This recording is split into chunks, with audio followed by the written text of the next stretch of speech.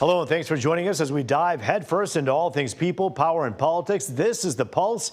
I'm Ruparaj. We say this a lot, but another busy day of news. So toss that phone aside, get out of that social media echo chamber, and just hang with us. Another judicial roadblock for the Trump administration's agenda. A judge blocking President Trump's order to dismantle the Department of Education. What else the judge says Trump needs to do. And the president's so-called big, beautiful bill clearing a major hurdle.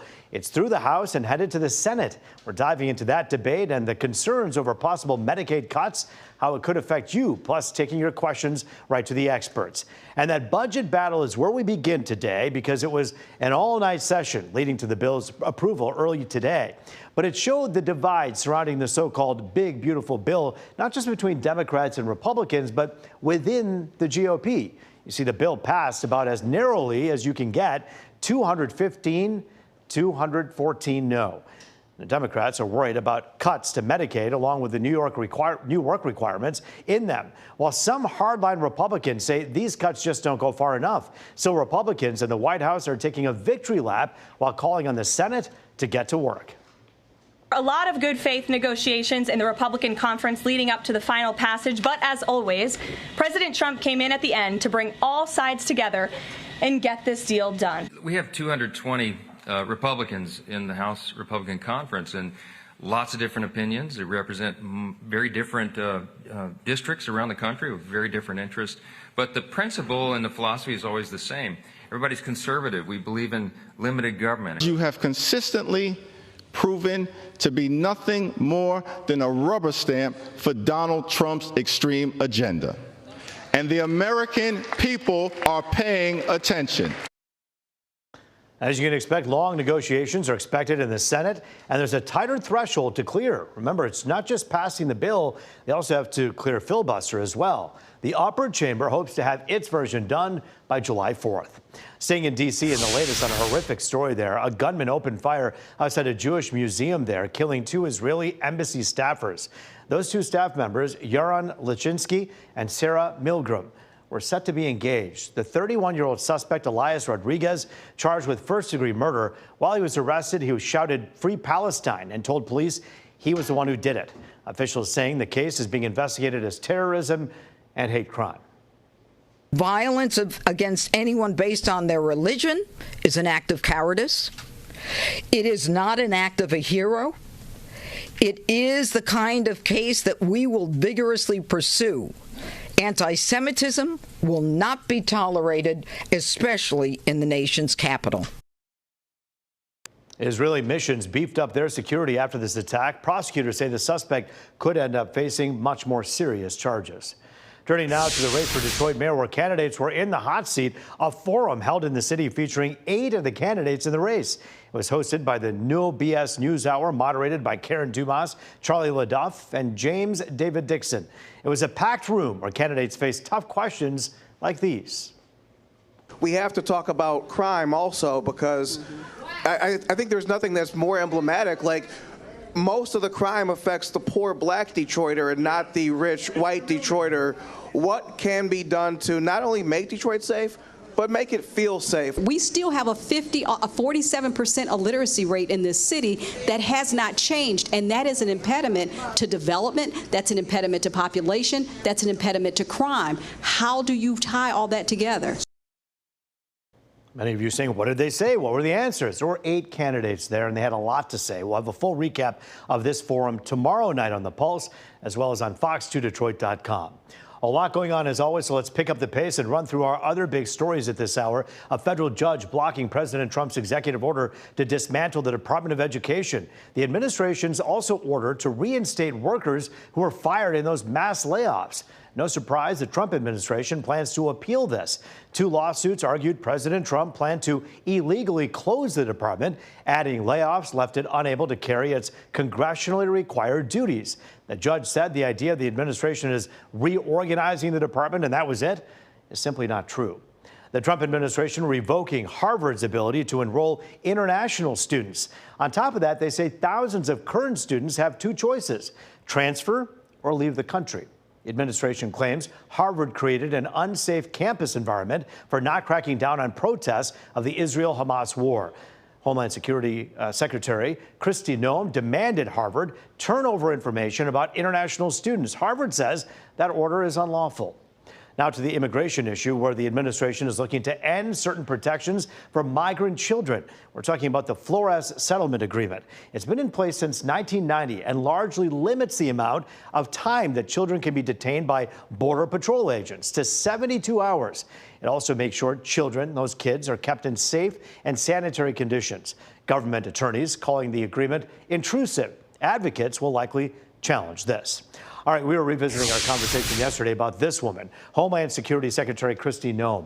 You'll remember she incorrectly defined habeas corpus in a congressional hearing earlier this week. And like we do with all politicians, Democrats and Republicans, we did a reality check. Now, what does habeas corpus do? Well, it actually allows people to challenge whether their detainment is lawful. You can watch that right now on fox2detroit.com.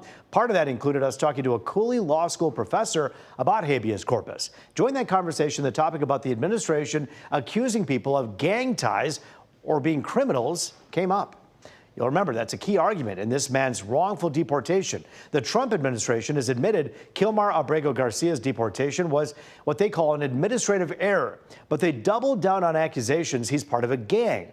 Professor Brendan Beery says at the end of the day, those accusations don't even matter because it's all about due process that's supposed to determine if someone's a criminal. Take a listen. You look at the totality of what's going on here with people being deported from the United States. We have a serious issue here about the rule of law. And people need to get away from the debate about whether these are good people or bad people, or did they commit crimes or did they not commit crimes, or are they in a gang or are they not? That's not the issue. The issue is whether they get due process, and the issue is whether habeas corpus is available to them. And those rights are supposed to attach to everybody who's here. Whether you're a good person or not a good person is not the debate. It really gets confusing. I think it gets really confusing for people when when you say, well, these people are entitled to due process, and the comeback is, well, they're bad people. Well, that's not the issue. The issue is whether they get due process. I've said habeas corpus maybe 400 times in the last 3 months. For some reason, I got it wrong a few times there. All right, it's word soup sometimes. To watch that full reality check as well as our conversation about immigration, scan the QR code on the bottom right of your screen. It'll take you to Wednesday's episode of The Pulse, which really talks a lot about habeas corpus. All right, we're turning back to the budget battle next. Republican State Senator Jim Runestad and Democratic State Representative Noah Arbit are ready to roll in Studio C. You're watching The Pulse here on Fox 2.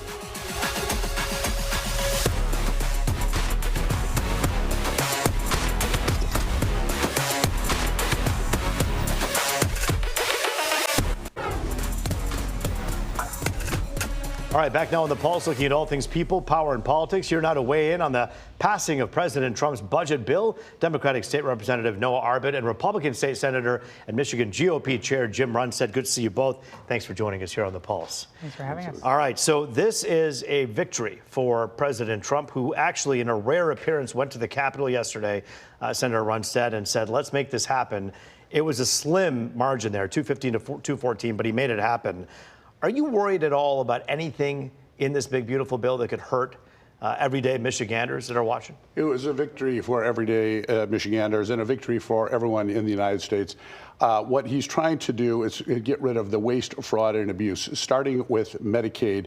The report came out, it was $585 billion with a B in improper payments. The system's going bust. Medicare, Social Security, because the Democrats are squandering the money like crazy. One of the things he said you're going to do is, if you are able-bodied and you don't have any dependents, you have to do either community service or work for 80 hours a month. How many people out there are working a hell of a lot more than that, and they don't get these benefits? And the Democrats say, no, give them the money, don't require anything, just splash out, because they want as many people to get these benefits as absolutely possible. He's cut the no tax on tips. That's going to be huge. Overtime is going to save $2,000 per family. Currently, so this is it's unbelievable. A success story in your eyes and in many Republicans' eyes. Noah Arbit, Representative Arbit, I got to ask you a little bit about this. The criticism that many Democrats Democrats are getting right now is that they're simply misrepresenting what could happen here. We're talking about 7 million people that may lose their Medicaid benefits. Many of those people are not here legally. And in another what case, are you talking about? Many of those people are not here 1.4 legally. million. There's 11 million people in this country that are here illegally, and somehow most of those 7 million people that are going to, by the way, 9 million people that are going to lose health care insurance because of this bill? The Congressional Budget Office says it's close to 7 million people that may lose it. But here's the bottom line. They're trying to cut a lot of the fat. And they No, they're not. Hold on. Let me finish the question, Representative. The bottom line is they're saying let's get work requirements to take effect here. Is there something unreasonable about asking people below the age of 69, let me finish the question, below the age of 69 who don't have dependents, who are able-bodied, to go work 80 hours a month? Is that an unreasonable request in your eyes? You know what I think is unreasonable? I will answer it. I was blowing up the national debt and giving a billionaire a giveaway of tax cuts to billionaires in Las Vegas and New York at the expense of single moms in Commerce Township and Pinckney, Michigan, who are going to lose their health care coverage because of this bill, and school children who are going to lose their meals in schools because of this bill. This bill is a regressive bill that is transferring wealth from the poorest and most vulnerable Americans to the wealthiest Americans who are already better off. You believe that there are moms out there who are just going to lose their benefits arbitrarily? They're absolutely going to. And by the way, this automatically triggers sequestration, which is going to actually make $500 billion of cuts to Medicare. Medicare, the health insurance program that seniors, anyone 65 or older, is eligible for. So this is going to hurt nursing homes. This is going to hurt rural hospitals. Medicaid and Medicare are being cut by this bill, this big, beautiful bill. If you think it's a beautiful bill, we have a very different definition of beautiful. It's going to say Medicaid, Medicare, and Social Security, which should go on bust. Work requirements. Let me ask you this about the work requirements. When you're talking about cutting something to more than 7 million people, the issue that many people have, by the way, some Republicans out there who are in swing states who don't want to lose elections are afraid that these Medicaid cuts would hurt their constituents. No, they're afraid of the media's misinformation that they're facing. Senator Runestad, I've spoken accurate. to 2 lawmakers in Washington who are truly concerned about their constituents, and here's why. They say that when you cut 7 million people's Medicaid, there are people who slip through the cracks. Are you afraid of that? And what is the recourse to make sure those people aren't hurt? The first thing that they're doing, and Representative Arbit is incorrect, it's 1.4 million illegals are collecting Medicaid. That is in the report. So first, let's get those people off. I know they want to keep them on so they can keep that dependency. In terms of the work requirement, if you are able-bodied, you don't have to go to work. You could do community service. But Senator, most people on Medicaid you can volunteer. Senator, so 80 hours a month? How many of these people out there are working like crazy? These people get this free benefit, and Senator, all you got to do is work 80 hours a month. You've made that point now twice. And my question to you that I'd like to hear from you about is: are you afraid that some people can slip through the cracks? And if they do, that mom in Pinckney or the person who's watching right now, one moment, if that person slips through the cracks, Senator, are you concerned about the fact that it's too late to do anything to help them? What's the recourse to help people who may have slipped through the cracks in this Medicaid? When the Trump rolled out a number of initiatives, like in DOGE, there was a couple of things they moved fast on and they quickly corrected. If there was a case like this, which I don't believe is going to be the case, but if there was, they're going to quickly correct that. It's not like they're going to be cut off forever, if that's even the case, and I don't believe it is. I believe what we're talking about is getting illegals off, number one, and able-bodied people with no dependency can do community service or work 80 hours a month. Why are we cutting Medicaid, though? We're cutting Medicaid in order to deliver massive and permanent tax cuts to billionaires and the ultra-wealthy. That's why they had to cut Medicaid so much. Let's also talk about the other people who benefit from these tax cuts. We're talking about 2 out of 3 Americans that would pay less in taxes by the year 2027. We're talking about income at the expense of the poorest and most vulnerable Americans. This is the most regressive, largest redistribution. It is a reverse Robin Hood. It's robbing Peter and Paul, and Mary's already dead. But increasing the child income tax credit by $500, that's also in this bill. A temporary boost of $2,000 to the standard deduction is in this bill. Right. Those are things at the expense of the most vulnerable people in this country. Because of the Medicaid cuts. And also Medicare. We know this is going to blow up the debt. What happened to fiscal rectitude? The Republicans no longer care about our fiscal health. They no longer care about the deficit or the debt. for that matter. By the way, why is it that Moody's just downgraded American debt for the first time? Our credit rating, we do not have a single AAA bond rating anymore, the United States, under the Trump administration and under the Republicans' fiscal vandalism. This is what is happening. Let me ask you a question. Other rating agencies have downgraded us in the past under the Biden administration. But Senator, you know that the Department of Education, this whole let's just lay off a bunch of people so that you disable them from being able to do their jobs, was essential. The American people, it's cost us $1 trillion since I graduated with declining scores. Senator, that's the federal Department of Education. Listen, this is what was today. The Trump administration had to do an about-face about this, and they have to re-employ the people who are let go. You're saying it's easy. By a federal judge, I presume. Yes, it's true. Okay, well. Shrink government to be so that's small one federal that no one can judge. learn from it. I understand that, but you can't say you need congressional approval to dismantle any department in the U.S. government. That's part of the Constitution. And essentially, by laying all those people off, he essentially was dismantling the department. He has to reverse course now by rehiring those people, according to the federal judge. Do you think it'll be that easy with with Medicare? Medicaid benefits to reinstate them once they're taken away? Well, with anything he does, always judges, usually sometimes district judges, rule against him and thwart what he's trying to do, which is trying to save this country from going absolutely over the cliff with all the things that Biden created. So under the Biden administration, he brings in, I was told at the board it was not 10 million, it's 40 million people here illegally, busting the budget. And once they get them in here, the federal judges and the local judges all want to keep them here relentlessly and fight every single one of them from being deported. We have 15 seconds left. Go I've ahead. got a constituent in West Bloomfield. She's a single mother of two, has MS, was denied Medicaid coverage because she's on Social Security disability, makes $1,000 above the threshold. Someone like her, who cannot work, is going to lose health care coverage. This is what they are doing. This is what the Republican Party is doing. They think it is more important that billionaires have tax cuts than moms and dads, single moms and dads from Commerce to Pinckney and anywhere else in Michigan have health care. Well, that's the Republican message. There are some Republicans out there who would agree with you, and those are the. You just gave an example of a denial, and the bill hasn't even been passed. Those folks are in the Senate, and it's going to be a very tight one, as we know, as it was in Congress, and it's going to be that way in the Senate. We'll watch it every step of the way. Senator Runestad, Representative Arbit, thank you for your time here on The Pulse tonight. Thank you. We're taking a closer look at this Medicaid issue right after the break. An elder law attorney is answering your questions about the benefits. You're watching The Pulse here on Fox 2.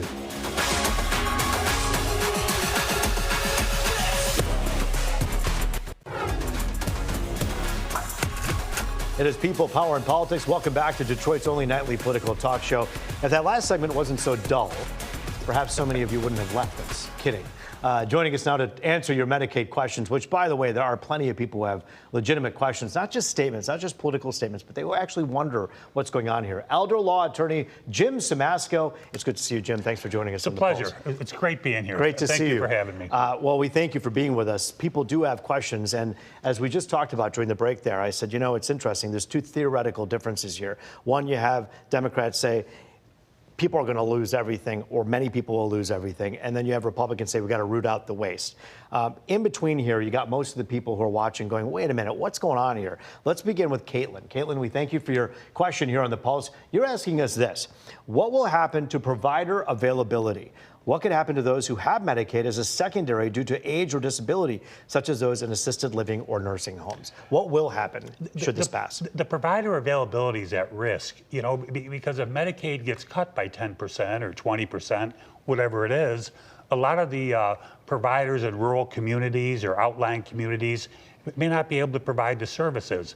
So those people who are very vulnerable won't have the availability. They may have to travel great distances to get care, and if they have to drive a long ways, they may forego the care. You know, so it is very serious, but that's a problem that's just not about, you know, this Medicaid cuts. We don't have enough doctors in less populated areas. Well, very interesting. Kelly, you have a question here on The Pulse. Thanks for asking your question. You're asking, hey, will there be any kind of assistance to those losing benefits, or will they have to fend for themselves? That's a really good question, Kelly. What happens? Well, first off, we don't know what the Medicaid cuts will be. You know, the House passed it by one vote or two votes, so it's a very slim majority. It's going to go to the Senate next. The Senate, I anticipate, going to change a lot and make revisions to the proposed bill. So we really don't know what the end results will be. I'd like to believe that if the cuts are made, that the state will step up the Department of Human Health and Services here in Michigan or other social programs will be there to try and keep the people from falling through the cracks. And that's something that a lot of the federal lawmakers are saying, hey, the state should pick up part of the difference here. But there are some states out there, perhaps not Michigan, but we had a surplus at one point recently. But there are other states that may not have that money. And those folks really have to wonder what they're going to do. They do, especially Alaska. Alaska doesn't have any state income tax. Right. They don't have the benefits from, the 4.5% that Michiganders pay in state income tax. So yes, we have a very serious problem. And the legislature really needs to get together and have a good bill. We're 1.9 trillion, we're running at that big of a deficit.